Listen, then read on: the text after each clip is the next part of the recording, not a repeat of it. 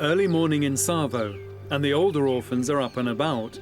But has the tiny rescued calf made it through the night?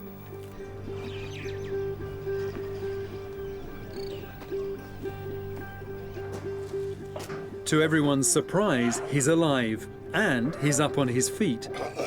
A plane has arrived to take him to Nairobi, where he can get specialized treatment.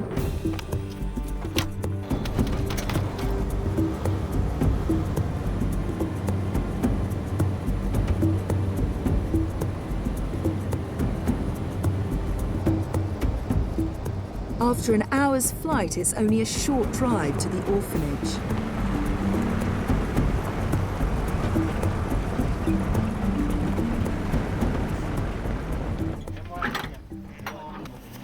As soon as the little calf arrives, everyone rushes to help carry him to the stable.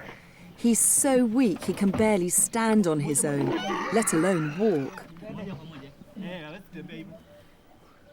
Daphne is on hand to meet the little chap as soon as he arrives.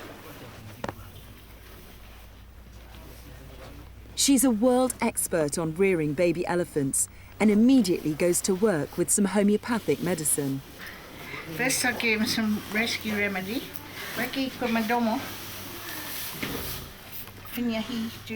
Daphne estimates the little calf to be about 3 weeks old.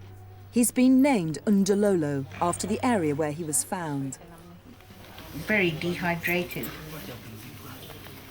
You can tell by the skin here. The problem with these sort of babies is, you know, when you start rehydrating them, often the kidneys collapse. So that's the problem, you know.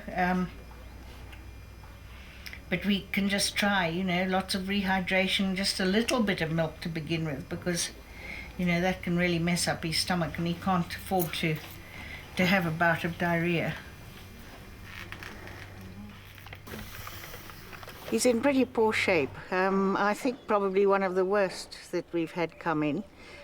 He's very, very dehydrated, emaciated, obviously a starvation victim. Hasn't had his mother's milk for quite a long time.